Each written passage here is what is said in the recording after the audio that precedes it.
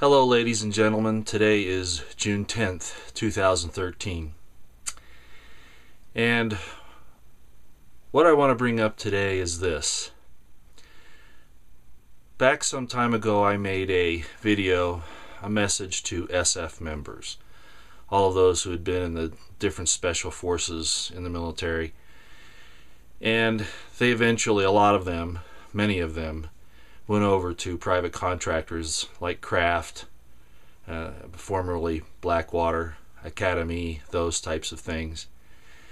And they may have felt justified, some of them, not all of them, in laying aside their oath to protect and defend the Constitution of the United States, which means, of course, to protect the citizens. The tool that allows the citizens to exercise their God-given rights without being violated by the government. Well, today I would like to address all of those who are in the government in various capacities, in the executive branch, in the Department of Justice, the FBI, CIA, NSA, DHS, IRS, all of those. And also the people that are in Congress, both the Senate and the House of Representatives, those that help them to accomplish their purposes, the legitimate purposes we would hope. And basically anyone in government who is aware of wrongdoing by our officials, be they elected, appointed, or merely employed. You see, we have reached a crossroads, and we can no longer look back on President Bush's speech that he gave at the beginning of the so-called War on Terror after the attack on the World Trade Centers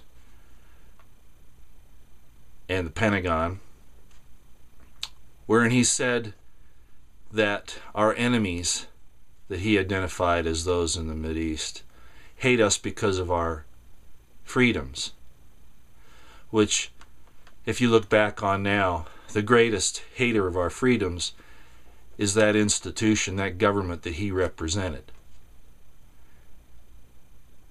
and that Obama represents today.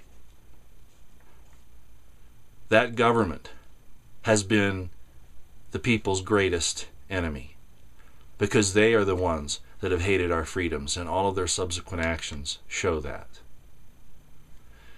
From the Patriot Act that came into existence barely weeks after the attacks on 9/11/2001, which really proves that they had been in the wings for some time, to the NDAA, to the Expatriation Act, all of these things, all of the executive orders, everything that's happened, the real enemies of the United States are those who are in positions of power and influence in the United States. Not people living 10,000 miles away in caves and in barren fields trying to eke out a living from day to day. Those are not our enemies. Not in so much as we've actually made them our enemies by our actions. And that by deliberation, by calculation, by deceit, and by the use of financial resources of international bankers and true enemies, historically, of freedom and liberty. So I won't belabor that point. I think you get my message. And now to go back to you who are working in those positions of government. My channel here is not extremely large. I don't have a lot of people that listen. But you folks that know people in positions of government, if you would be so kind as to forward this to them. Maybe even senators, congressmen, the Supreme Court. Help me to get this to everyone possible. You know, tweet it out, whatever it is you do. And I'm a baby boomer, so I don't quite get into all of that. But you all who do it, please do. You are welcome to. Because it is time for the new hero to stand up. And there are legions of you, and I don't mean that in a negative term as it's often applied. There are hundreds, if not thousands of you waiting in the wings to do the right thing, but you're either afraid or you think you need the right time. Believe me, now is the time for every good man and woman to come to the aid of this republic. I'm not even going to say our country, but the republic that we're supposed to be.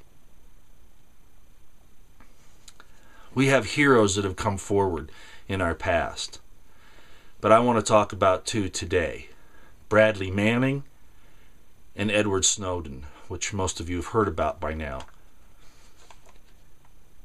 The government constantly talks about the criminality of leaks and the people that leak the information, and the leaks and the leakers and the leakers of the leakers and all of these things. They go back to the Espionage Act of 1917 to apply all this, which is really improper under the circumstances, because the real criminals are hiding criminal activity and protecting it by using this Espionage Act of 1918 and the military and state secrets, so-called privilege, which I've talked about before. In other words, criminality occurs, violations of the Constitution occur, and they hide behind the pretense of national security when really what they're talking about is hiding their crimes, misdemeanors, and treason. We can no longer allow this to go unchecked. And this hidden army, these people that can break the back of this developing tyranny, which is really here already, they haven't actually implemented the part where they're going to drop the hammer. They've done it incrementally, but they're getting ready to, and we need to do this now. I know many of you have taken oaths where you've said that, you will not violate your agreement, that you will not disclose information that is unauthorized to be disclosed. But I have to ask you, what is the greater crime?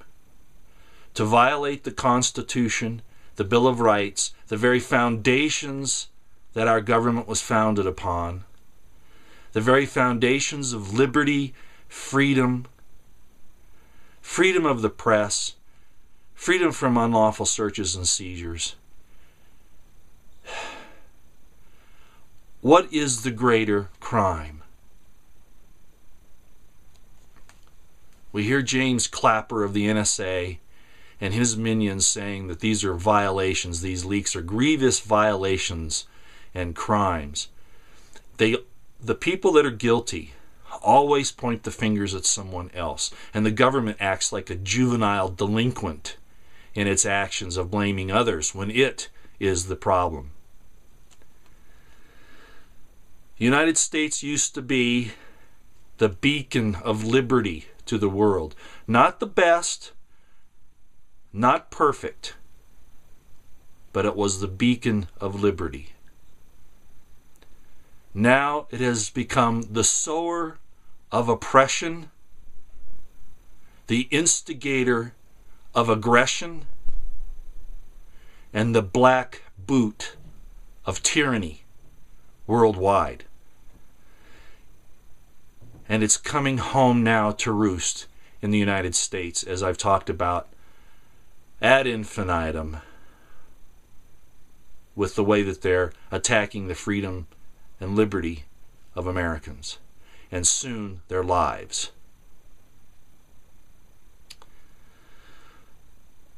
Bradley Manning, Edward Snowden, they are heroes deserving the highest honors that this nation can bestow on our heroes, because they took their concern for liberty and freedom above this substitute of a government that pretends to give us freedom but takes it from us every day, that proves to be our true enemy.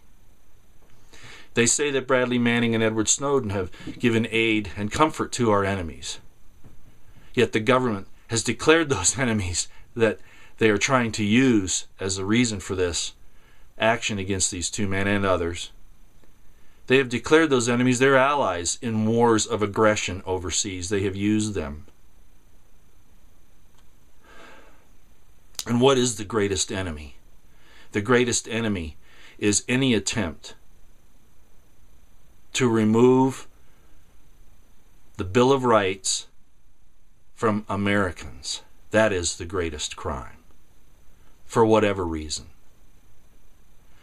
The government says, oh, there are terrorists, and then don't even tell you what the definitions of the government for terrorists are. Everything is in secret. And as one man has put it, secrecy destroys privacy. And privacy, if it's not maintained,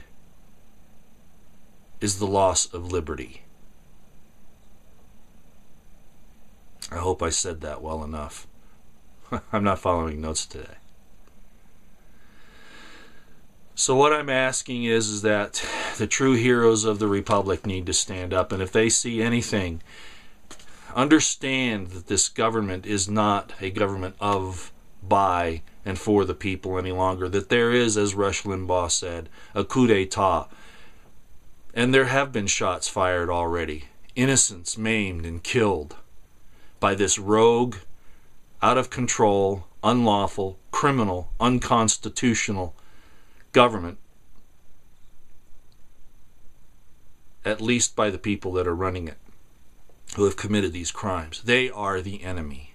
And in order not to give them aid and comfort, and to allow them to dismantle the last vestiges that will give us hope to recover from this grievous wound,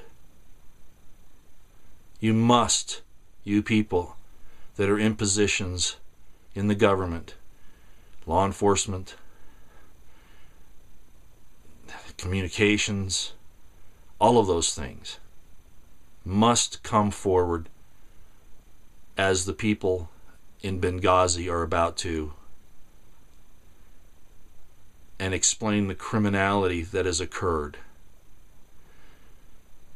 Forget about your oath, again, that I was talking about, against unauthorized disclosure, because the greater crime is the violation of the Constitution, which is the supreme law of the land.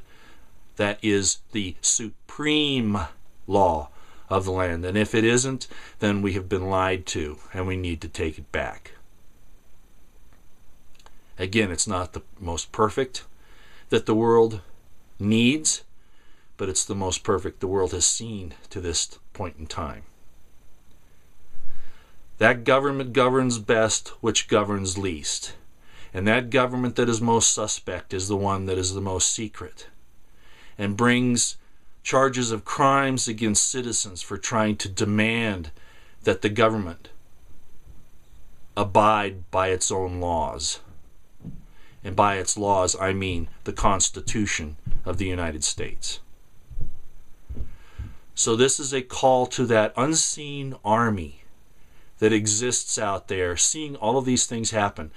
My first message to the SF members was an example of that. There are greater things that we need to stand for rather than just the bottle with the label on it.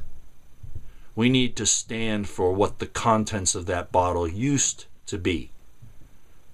Freedom, liberty, the Constitution of the United States. No possible explanation or excuse can be given to violate those most sacred principles that secure our freedom and liberty. No pretense of pretending to protect a government that is itself rogue and criminal and an aggressor and a murderer. What would it profit us to gain the whole world as a nation and lose the soul that brought us into being, which is liberty and freedom. As I said a long time ago, we can't pretend to give something that we do not have, that we do not possess ourselves, and we do not possess the freedoms. All you have to do is look at what's been happening over the last month. I could go over everything that's happened over the last 10 years or 20 years. But if you don't have a memory that works that well, and most Americans don't, just look at the last month. Or maybe take it from the Boston bombing, which now, if you look at that at all, you will know that there is something grievously wrong with the government scenario, the government explanation of what happened there. The only part you have to even look at is what they said about the video and the pictures of the brothers, that the FBI didn't know who they were when they were working with them for 5 years. There's a war going on in the government, and I don't know who's going to win. What I want to happen is I want the people to win. I want the people to be secure in their rights, in their liberties, in their freedoms. No, those in the Middle East are not upset with us because of our freedoms.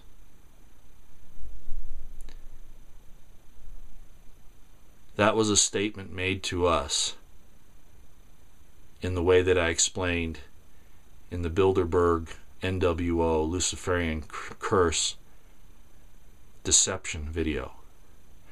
That statement was made to us in veiled terms, saying that they were going to take the people that run this country and the world, really, were going to take our freedoms from us.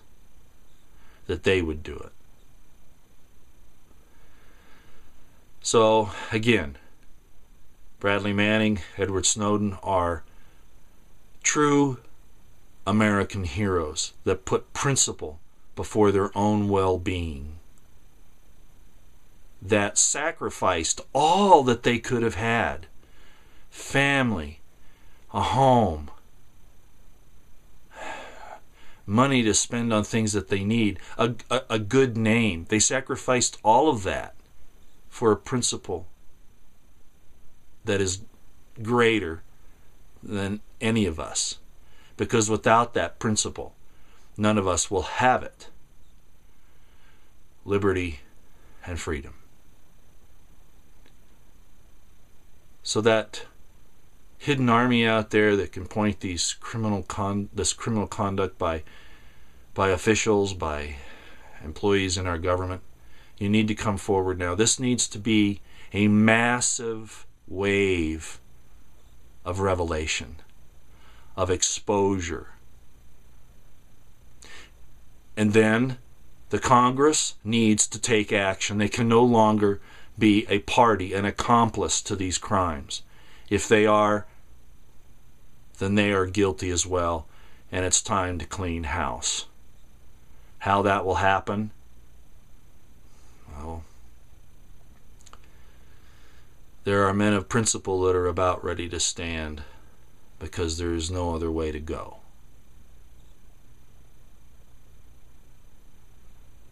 Let's do this peaceably, peacefully. I use those two words deliberately.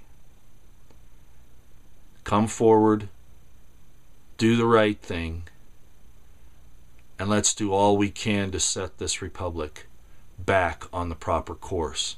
Because if we do not, and we only have weeks, months at the most, it will be forever in our memory.